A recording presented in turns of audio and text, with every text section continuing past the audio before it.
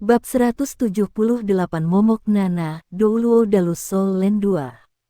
Baik Master Jiwa dan Insinyur tahu apa artinya putih, cincin jiwa 10 tahun. Bahkan untuk guru jiwa yang paling buruk, tidak mungkin hanya memiliki cincin jiwa 10 tahun dengan kultivasi 4 cincin. Wan Yijun juga memiliki pemikiran yang sama. Dia secara tak sadar tertegun. Namun, Wan Yijun jauh lebih lincah dari Xia Xuanchen, meskipun keduanya adalah Raja Roh dan Insinyur Jiwa kelas 5. Sementara dia masih linglung, lengannya sudah terangkat. Lebih dari 10 garis tembakan cahaya berwarna ke arah Huo Yuhao.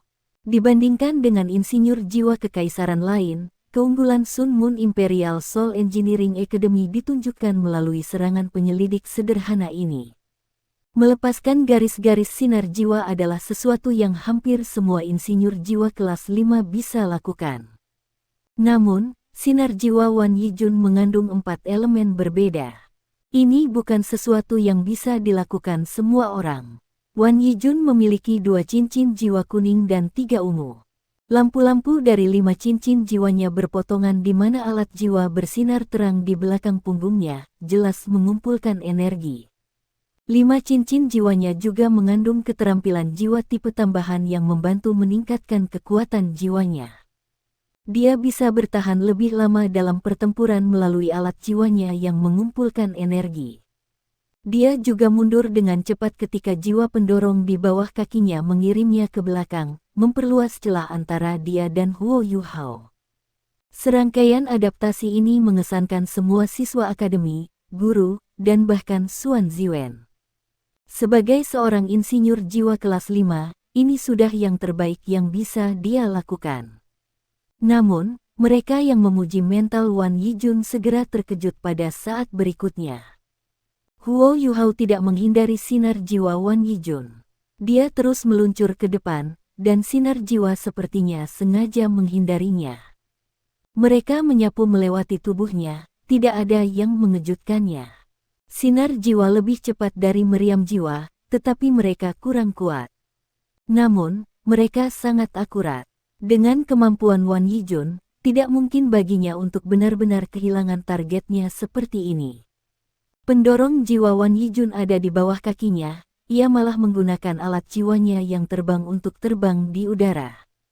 Meskipun dia tidak bisa terbang terlalu tinggi karena pembatasan yang ada, alat jiwa tipe terbang masih berhasil membantunya mengubah arah sesuka hati.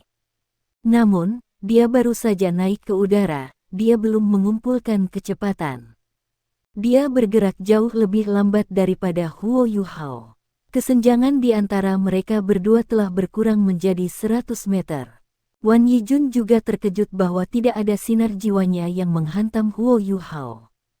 Dia bahkan berpikir bahwa dia melihat sesuatu. Dia mencoba menembakkan sinar jiwanya sekali lagi, dan menghabiskan banyak kekuatan jiwanya untuk melakukannya. Dia menggunakan sinar jiwa untuk membentuk jaring yang melanda Huo Yuhao. Golnya sangat sederhana, menunda lawannya. Dengan cara itu, dia bisa melepaskan rentetan serangan pada musuhnya. Dia kemudian bisa menggunakan beberapa alat jiwanya yang lebih kuat.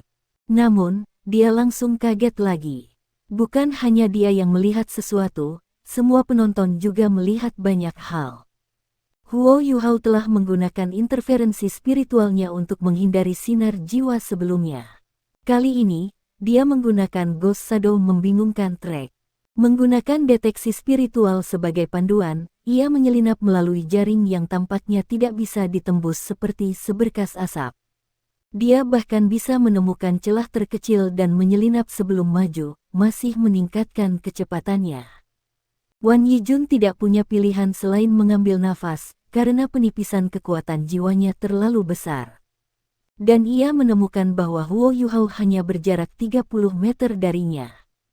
Bagaimana ini mungkin? Tidak peduli seberapa tenang dia muncul, Wan Yijun masih ketakutan pada saat ini. Dia tidak bisa repot-repot menyerang lagi. Dia dengan cepat melarikan diri menggunakan alat jiwa terbangnya. Seluruh tubuhnya berbalik ke satu sisi dan terbang ke arah itu. Dia tidak lupa mengeluarkan lebih dari 10 bom jiwa. Bom-bom ini tidak terlalu kuat, sehingga gelombang kejutnya tidak akan memengaruhi pengguna. Mereka bisa diledakkan menggunakan kekuatan jiwa kecil, tetapi mereka tidak bisa diremehkan, karena ada banyak dari mereka. Wan Yijun hanya membeli waktu untuk dirinya sendiri. Anehnya, Huo Yuhao berhenti. Kaki kirinya menginjak tanah, dan dia melompat tinggi. Lompatan ini membuatnya mencapai lebih dari 10 meter di udara, menghindari semua bom jiwa. Dia kemudian menarik anggota tubuhnya di udara, dan sesuatu muncul di tangan kanannya.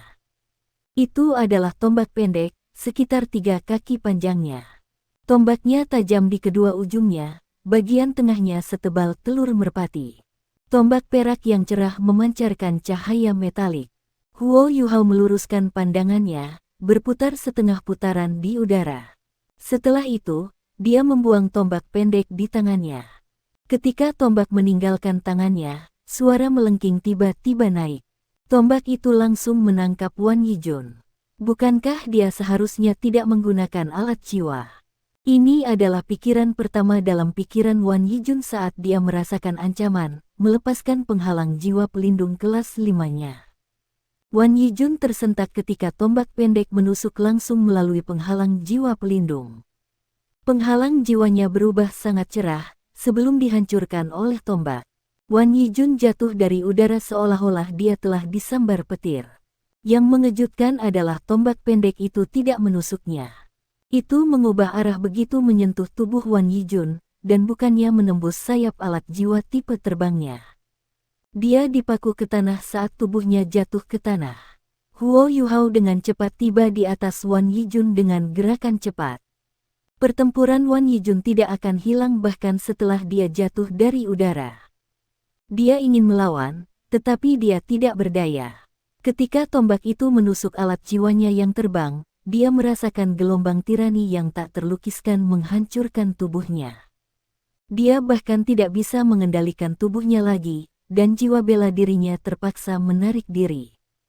Jika dia menggambarkan perasaan ini kepada Zimu, Zimu pasti akan mengerti, seperti yang telah dia lalui sebelumnya. Itu juga sebabnya dia tidak repot-repot menolak Huo Yuhao lagi. Apa yang ada di tombak? Itu berisi keterampilan bertarung yang kuat yang diajarkan oleh Penatua Mu yang merupakan kombinasi dari kekuatan spiritual dan kekuatan jiwa, keturunan Sovereign. Itu benar, keturunan Sovereign tidak bisa digunakan dalam serangan jarak jauh. Namun, itu tidak termasuk senjata. Ketika Huo Yuhao melempar tombak, dia memasukkan kekuatan spiritual dan jiwanya ke dalam lemparan. Dia tidak akan melakukan kesalahan lemparan. Dia menggunakan metode Tang Sekte untuk mengubah arah tombak, karena dia tidak bisa membunuh di sini. Bahkan Xuan Ziwen tidak akan membantu Wan Yijun, karena tidak ada yang percaya bahwa tombaknya bisa mengatasi penghalang jiwa pelindung kelas 5. Dia bahkan tidak menggunakan keterampilan jiwa.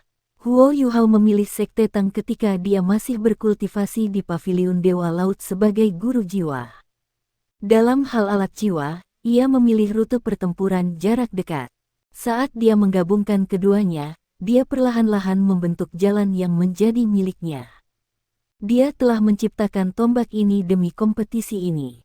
Itu bukan senjata sejati, tetapi sangat cocok untuk tujuan sparring. Huo Yuhao tidak berpikir bahwa dia bisa mengalahkan insinyur jiwa kelas 5 atau 6 dalam hal kecepatan jika mereka memiliki pendorong jiwa atau alat jiwa berjenis terbang. Namun, itu berbeda jika dia menyerang dari jarak jauh.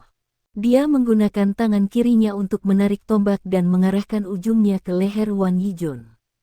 Setelah itu, dia mengangkat tangan kanannya dan mengulurkan 2 jari. Lawan kedua jatuh. Dia menggunakan sangat sedikit waktu dalam 2 putaran ini. Sementara dia memegang tombak pendeknya dan berjalan kembali ke ruang tunggu, Wan Yijun berjuang untuk merangkak naik dari tanah. Ada tatapan rumit di matanya. Dia tahu bahwa dia telah kalah. Namun, dia tidak tahu bagaimana Huo Yuhao menang setelah dia dikejutkan oleh keturunan Sovereign. Surat wasiatnya telah hancur total. Jing Hongchen menyaksikan pertarungan ini dengan serius dari tribun penonton utama. Meskipun dia tampak tenang, dia bermasalah secara internal. Mereka yang terpilih untuk berdebat adalah para elit akademi. Awalnya, siswa dari Illustrious Virtue Hall dilarang untuk berkompetisi. Namun, Huo Yuhao telah meminta insinyur jiwa kelas 6 dari Illustrious Virtue Hall untuk dimasukkan dalam kompetisi. Mereka akan bersaing pada hari berikutnya. Jing Hongchen tidak kaget dengan kinerja Huo Yuhao, tetapi dengan cara dia mengalahkan lawannya. Tidak dapat dipungkiri bahwa Huo Yuhao mampu, karena dia telah mewakili Shrek Academy di Elite Continental Advanced Soul Master Academy turnamen duel jiwa. Tetapi dia hanya memiliki kultivasi 4 cincin. Meskipun dia memiliki jiwa bela diri kembar, tidak mudah untuk mengalahkan seorang insinyur jiwa kelas 5.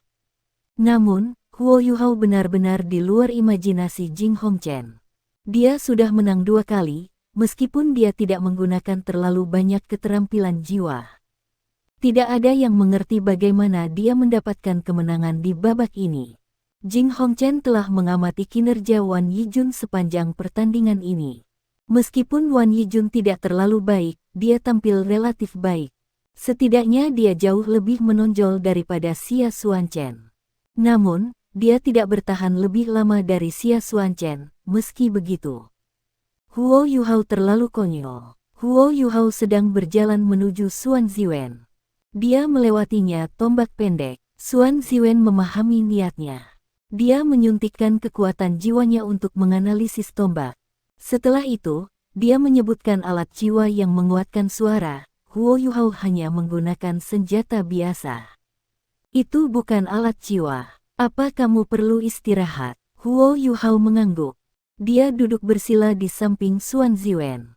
Dia dengan cepat memasuki meditasi mendalam ketika semua orang memperhatikannya. Sementara lemparan tampak sangat sederhana, ia telah menggunakan kekuatan keturunan sovereign, deteksi spiritual dan keterampilan senjata tersembunyi Sekte Tang. Ini jelas menghabiskan kekuatan spiritual dan jiwanya. Dia perlu menjaga dirinya dalam kondisi terbaik untuk banyak perkelahian yang tersisa.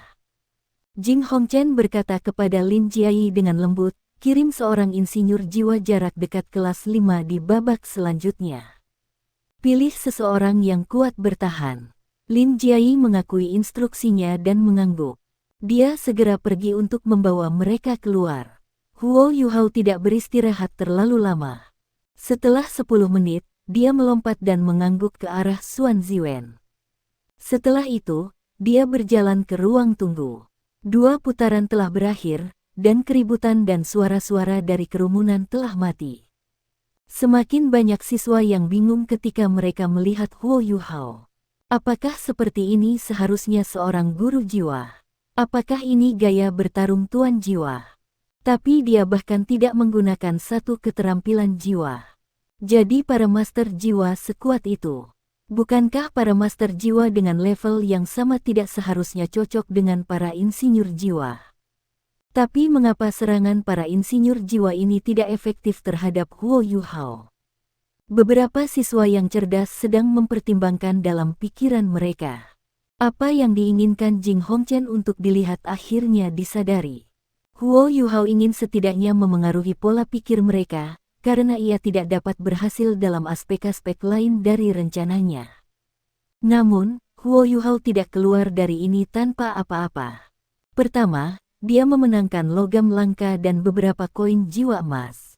Selanjutnya, dia berhasil meningkatkan reputasi Akademi Shrek di Akademi Teknik Sun Moon Imperial Soul.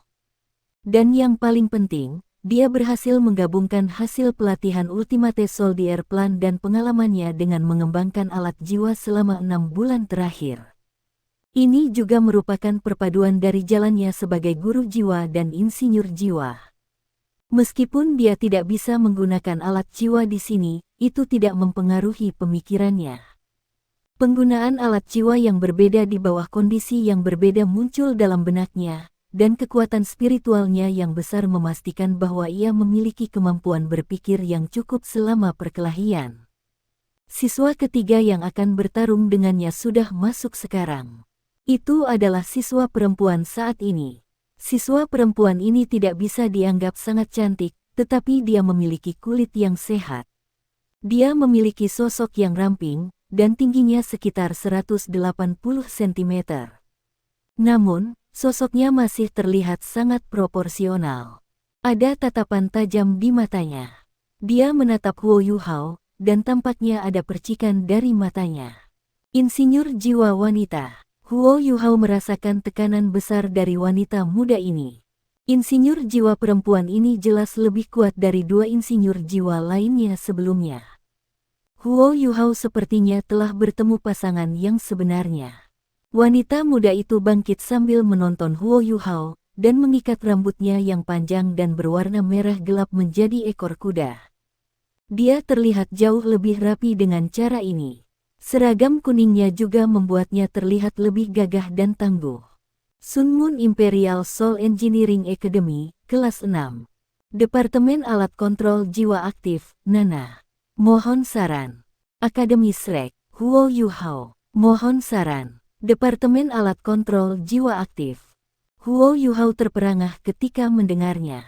Sebagai seorang insinyur jiwa, dia tahu apa artinya itu. Dia mengambil pelajaran tentang itu ketika dia masih di Akademi Shrek. Departemen Alat Kontrol Jiwa Aktif terdiri dari para master jiwa tipe tempur jarak dekat yang memperkuat diri mereka sendiri dengan menggunakan alat jiwa.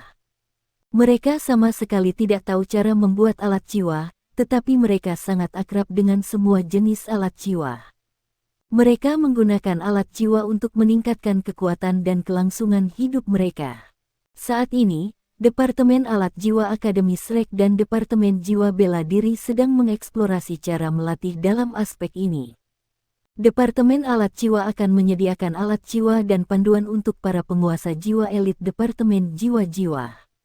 Seperti Wang Yan katakan, ini adalah arah perkembangan masa depan semua tuan jiwa.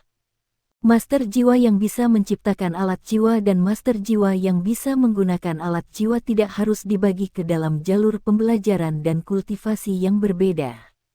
Ini adalah sesuatu yang telah disebutkan Wang Yan saat dia belajar di perpustakaan Paviliun Dewa Laut. Ini juga ditegaskan oleh Departemen Alat Jiwa. Bahkan Yan Shaoze dan Kai Meier dari Departemen Jiwa Marsial tergerak oleh kata-kata itu. Departemen Alat Kontrol Jiwa Aktif menandakan bahwa kekuatan bertarungnya tidak hanya dalam alat jiwa. Jiwa bela dirinya juga pasti kuat. Sementara ada sangat sedikit jiwa bela diri yang kuat di Kekaisaran Sun Moon, itu tidak berarti bahwa mereka tidak ada. Ayo pergi, Nana. Ayo pergi, Nana. Beberapa siswa yang menyaksikan pertandingan berdiri dan meneriakkan nama Nana. Dia tampaknya sangat populer di kalangan populasi siswa. Nana sepertinya tidak mendengar sorakan itu. Dia memfokuskan pandangannya pada Huo Yuhao. Dia juga sangat ingin tahu tentang dia. Salah satu alasan mengapa dia sangat ingin tahu tentang dia adalah karena dia mungkin menjadi lawan di masa depan elit Continental Advance Master Academy Turnamen Duel Jiwa. Nana bukan bagian dari tim pendukung dalam edisi terakhir turnamen, tetapi dia berhasil unggul berdasarkan kemampuannya sendiri di akademi. Setelah dia berhasil menjadi Raja Roh pada usia 17 tahun, dia akhirnya dikonfirmasi sebagai anggota di turnamen berikutnya. Dia akan bersaing dengan saudara-saudara Hong Chen. Karena Nana tidak tahu cara membuat alat jiwa, dia jelas tidak terbiasa dengan mereka sebagai insinyur jiwa normal. Namun, dia jauh lebih kuat dalam kombinasi alat jiwa dan jiwa bela diri daripada kebanyakan insinyur jiwa. Selain itu, siswa dari Departemen Alat Kontrol Jiwa Aktif benar-benar hidup untuk bertarung. Dengan akademi mendukung mereka, mereka selalu dihadapkan pada alat jiwa agresif terbaru dan paling cocok. Mereka juga bisa lebih memperhatikan pertempuran, daripada terganggu oleh penciptaan alat jiwa. Dia adalah salah satu yang terbaik di antara semua Raja Roh di Sun Moon Imperial Soul Engineering Academy. Dia jauh lebih kuat daripada Xia Xuanchen dan Wan Yijun. Kekuatan jiwanya telah mencapai peringkat 54. Dalam 2 tahun ke depan, dia bertujuan untuk mencapai peringkat 60 dan menjadi kaisar jiwa sebelum turnamen. Setelah mengetahui bahwa ada kesempatan untuk berdebat dengan seorang siswa dari Shrek, dia adalah salah satu dari sedikit yang mendaftar. Kesombongan Huo Yuhao membangkitkan semangat juangnya, tetapi dia tidak berpikir bahwa Huo Yuhao sangat kuat. Lagi pula, dia hanya seorang leluhur jiwa dengan 4 cincin. Dia pasti bisa mengalahkannya. Xuan Ziwen mengangguk dalam hatinya saat dia mengamati semangat persaingan yang kuat dari kedua belah pihak. Putaran ini pasti lebih intens dari 2 putaran sebelumnya. Dia juga tahu siapa Nana itu. Itu karena Akademi pernah memintanya untuk membuat alat jiwa khusus untuk Nana. Meskipun dia tidak bisa memasuki Illustrious Virtue Hall karena dia milik Departemen Alat Kontrol Jiwa Aktif, dia masih sangat dihargai oleh Akademi. Mulailah. Saat Xuan Ziwen berteriak, putaran ketiga perdebatan dimulai. Kedua kontestan bertindak segera. Huo Yuhao bukan satu-satunya penyerang cepat sekarang. Nana segera menyerbu Huo Yuhao, tidak seperti 2 insinyur jiwa di depannya. Insinyur jiwa tempur jarak dekat. Huo Yuhao terkejut. Dia juga memilih jalur pertempuran jarak dekat. Sementara Nana tidak tahu cara membuat alat jiwa, dia mahir menggunakannya. Dia juga sangat kuat. 2 cincin kuning, 2 ungu dan 1 jiwa hitam melayang dari kaki Nana. Seluruh tubuhnya berubah saat jiwanya dilepaskan. Dia tampak sedikit ilusi sekarang. Seluruh tubuhnya tampak sangat nyata. Namun, kecepatannya melonjak saat jiwanya dilepaskan. Dia tidak lebih lambat dari Huo Yuhao. Agility Type. Ini adalah penilaian kedua Huo Yuhao tentangnya. Dia memang seorang insinyur jiwa kontrol aktif yang tidak kehilangan kemampuannya sebagai seorang master jiwa. Dengan alat jiwa yang cepat dan destruktif, ia harus mampu melakukan serangan frekuensi tinggi. Tebakan dan penilaian Huo Yuhao benar-benar tepat. Lin Jiai ingin menemukan insinyur perang jarak dekat kelas 5 yang sangat kuat setelah diperintahkan oleh Jing Hongchen, tetapi Nana kebetulan berada di urutan ketiga dalam daftar. Dia tidak akan setuju untuk diganti tidak peduli apa, dan dengan posisinya di akademi, Lin Jiai juga tidak bisa membujuknya. Selanjutnya, Lin Jiai benar-benar ingin melihat bagaimana ia akan bertanding melawan Huo Yuhao. Mereka kemungkinan akan menjadi lawan dalam waktu dekat. Itu sebabnya dia tidak menggantikannya. Jarak 150 meter di antara mereka dengan cepat berkurang. Mereka hampir saling berhadapan. Keduanya saling berhadapan sejak awal. Hanya ketika mereka akhirnya terpisah 10 meter, situasinya berubah. Garis cahaya merah menyala-menyala dari tubuh Nana. Itu adalah pisau yang hanya memiliki 1 kaki dan 2 inci panjangnya. Dia meraih gagang pisau yang terlihat sangat aneh. Bilah ini berbeda dari bilah biasa. Itu selebar telapak tangan, dan tampak tumpul. Ada pola bunga yang elegan diukir di atasnya, tapi Huo Yuhao tidak bisa mengatakan bahan apa yang digunakan untuk membuatnya. Bilahnya berwarna merah tua, tapi cahaya merah tua hampir 2 kaki melintas di permukaannya, yang tampaknya sangat tidak stabil. Itu seperti nyala api, yang memilih targetnya dengan hati-hati. Setelah melepaskan bilah ini, udara di sekitarnya memanas. Tubuh Nana yang tampak nyata berubah menjadi lebih ilusi ketika panas menyebabkan udara di sekelilingnya beriak. Pisau langsung berubah menjadi pelangi dan cahaya pisau memanjang dari 2 kaki menjadi 10 kaki. Nana menghilang di tengah cahaya pedang saat dia melepaskan kekuatannya. Tubuhnya dikombinasikan dengan pisau dan dia menebas Huo Yuhao. Pada saat itu, cahaya bilahnya seperti matahari terbit. Terlepas dari apakah itu kecepatan, kekuatan, tipe master jiwa, atau alat jiwa, dia telah mencapai puncak insinyur jiwa kelas 5. Ketika Nana memulai serangannya, Huo Yuhao mulai bergerak. Sebuah cahaya keemasan gelap bersinar terang dan Dark Golden Terror Claws-nya muncul. Dia menginjak untuk menghentikan semua momentum ke depan. Dia menstabilkan dirinya di tempat, memilih untuk tidak maju lebih jauh. Lampu bilah merah-merah setinggi 10 kaki sangat mengerikan dalam sepetak udara merah itu. Namun, lampu merah-merah itu disembunyikan oleh Dark Golden Terror Claws Huo Yuhao saat mereka muncul. Mereka muncul sebagai 5 lampu pedang berwarna keemasan besar. Cakar teror besar memancarkan aura pembunuhan yang mengerikan yang hampir menutupi 20 kaki. Ketika mereka keluar, mereka menyapu semua yang ada di jalan mereka. Huo Yuhao seperti beruang teror claw dark golden dalam bentuk manusia. Lengan kanannya berwarna emas gelap sepenuhnya. Kedua belah pihak tidak menggunakan keterampilan berbunga satu sama lain ketika mereka bertabrakan. Di satu sisi, ada kombinasi wanita dan senjata yang dibantu oleh alat jiwa yang kuat. Di sisi lain, ada pelanggaran menakutkan dari seseorang yang dilengkapi dengan Dark Golden Terror Claw, tulang jiwa eksternal yang langka dari Dark Golden Terror Claw Bear yang sombong. Ketika pihak-pihak ini bertabrakan, suara dentang logam terdengar. Itu terdengar seperti emas dan baja saling menabrak satu sama lain. Setelah itu, sosok ilusi terlempar lebih dari 10 meter. Saat sosok ini terlempar ke belakang, itu melepaskan penghalang cahaya keemasan.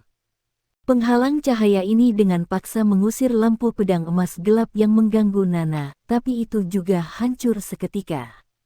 Nana adalah orang yang terlempar.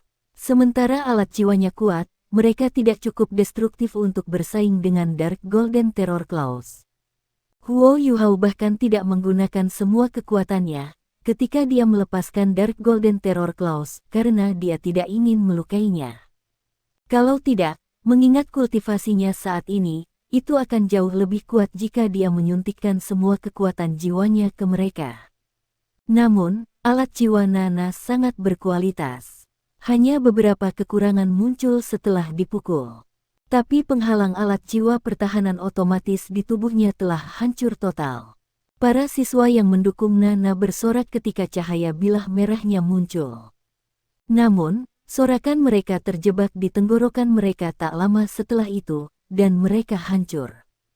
Nana, yang memberikan tatapan yang tampak sangat kuat, dipaksa kembali dalam satu pukulan. Jelas bahwa dia dalam posisi yang tidak menguntungkan.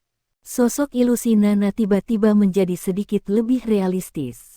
Dia mengangkat kepalanya saat dia mendarat di tanah, dan matanya bertemu dengan mata Huo Yuhao.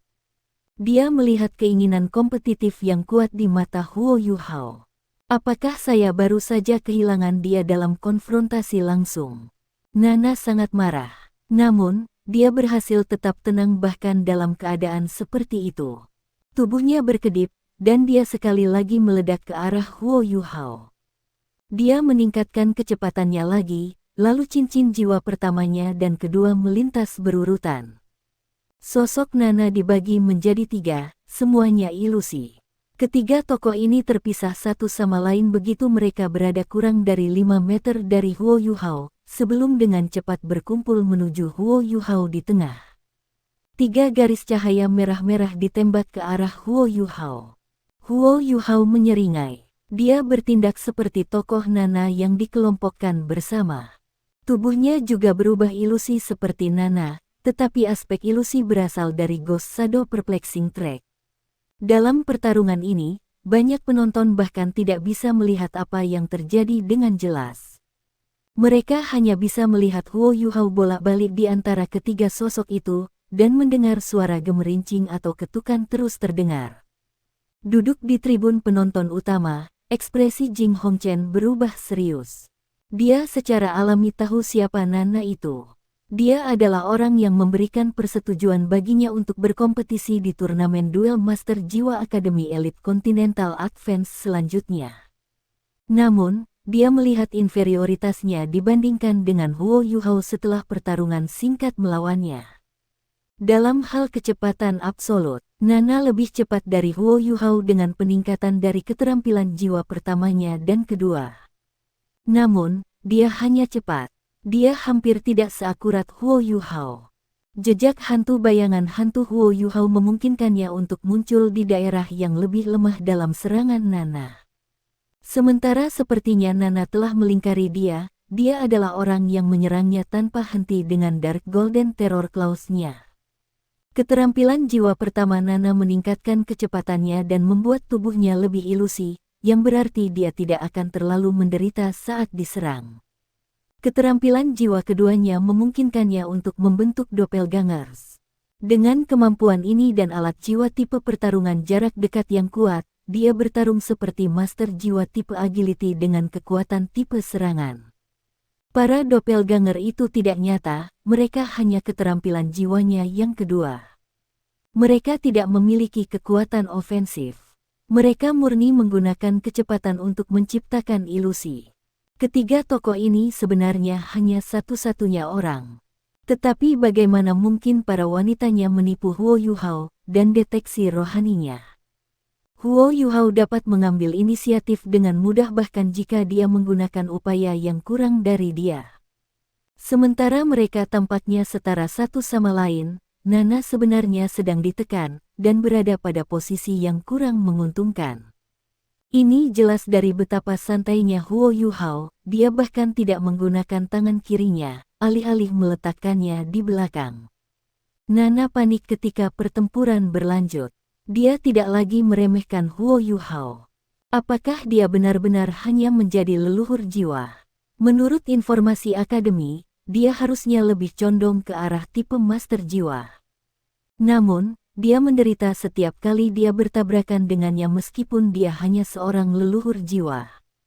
Blade Scarlet Flame yang dia gunakan adalah alat jiwa pertarungan jarak dekat kelas 5 yang brilian. Itu berisi api merah yang memiliki suhu 1000 derajat Celcius. Dia mengujinya sekali pada binatang buas, dan binatang buas itu langsung dimasak saat dia mengirisnya dengan pisau. Namun, api merah menghilang sebelum mereka menyentuh tubuh Huo Yuhao. Mereka tidak bisa memengaruhinya sedikitpun. Ini juga berarti bahwa itu sama sekali tidak efektif terhadap Huo Yuhao. Denting. Suara renyah bergema. Nana terpaksa kembali lagi. Kekuatan Huo Yuhao mematikan tangan kanannya. Tunggu sebentar. Teriak Huo Yuhao. Dia menghentikan Nana tepat ketika dia akan meledak ke arahnya lagi. Apa? Nana menatapnya dengan waspada. Huo Yuhao berkata, ini tidak adil untukmu. Saya sarankan Anda mengganti senjata Anda. Saya memiliki jiwa bela diri kembar. Jiwa bela diri pertama saya adalah tipe spiritual, sedangkan jiwa bela diri kedua saya adalah tipe es. Menggunakan alat jiwa berjenis api atau berjiwa es tidak akan sangat efektif. Nana bingung. Mengapa kamu mengatakan ini padaku? Mata Huo Yuhao menyala dengan cahaya menyala. Kekuatan pertarungan jarak dekatmu sangat mengesankan. Tetapi saya juga dapat mengatakan bahwa Anda belum memberikan semua yang Anda miliki. Karena ini masalahnya, saya ingin berdebat dengan Anda dalam kondisi terbaik Anda. Itulah gunanya perdebatan, bukan? Kamu pasti sudah kalah jika aku hanya ingin mengalahkanmu. Nana mendengus marah. Jangan terlalu sombong. Ayo pergi lagi. Saat dia berbicara, dia menghambur ke arah Huo Yuhao lagi. Tapi dia tidak menggunakan skill jiwa keduanya kali ini. Dia hanya menggunakan keterampilan jiwa pertamanya untuk meningkatkan kecepatannya. Meskipun dia tidak yakin, alat jiwanya sudah berubah saat dia bergerak. Blade Scarlet Flame menghilang, digantikan oleh pisau hijau. Dia tampak menyukai pedang. Huo Yuhao berada di bawah tekanan yang lebih besar ketika bilah ini muncul. Itu juga alat jiwa kelas 5, tapi itu alat jiwa tipe angin. Bilah melepaskan 6 bilah angin ke arah Huo Yuhao, yang datang dari arah yang berbeda. Huo Yuhao merasa sulit untuk menavigasi meskipun ia memiliki deteksi spiritual dan Ghost Shadow membingungkan trek. Nana beringsut mendekat padanya. Dia memegang Swift Blade-nya, dan 6 bilah angin lainnya menyerang dari arah yang berbeda menuju Huo Yuhao. Dia juga semakin dekat dengan Huo Yuhao dengan dorongan kecepatan dari pedangnya. Dia tidak lagi menikam pisaunya, malah dia menikamnya ke dada Huo Yuhao. Dia mengangkat kedua tangannya, mereka langsung tertutup kristal es berlian. Dia menarik Dark Golden Terror Claws dan beralih ke Pincer Ice Empress dengan Mysterious Jade Hands. Dia melakukan sesuatu yang lain juga, sesuatu yang aneh. Tangan kirinya meraih ke depan menuju Swift Blade, sementara lengan kanannya mulai membuat revolusi besar seperti kincir angin besar. Sesuatu yang lebih aneh terjadi. Saat dia memutar lengan kanannya, keenam bilah angin itu sepertinya tertarik oleh sesuatu dan mengubah arahnya. Mereka semua menebas ke sudut arena, meninggalkan beberapa tanda. Sementara tangan kirinya menyentuh Swiftblade, kedua tubuh mereka tersentak. Tapi Pincer Ice Empress tidak bisa dibandingkan dengan Dark Golden Terror Claws. Meskipun dia berhasil memblokir Swiftblade, tidak ada kekuatan yang cukup. Huo Yuhao terhuyung mundur 2 langkah. Namun, Nana terpaksa kembali juga. Bagaimana dia membelokkan bilah angin? Nana terkejut sekali lagi. Tapi bilahnya masih berguna, atau setidaknya mereka lebih baik daripada Blade Scarlet Flame. Serangannya dimulai lagi setelah penemuannya. Dia terus memegang Swiftblade saat dia mengepung Huo Yuhao dengan serangan. Serangannya berlanjut dengan cepat.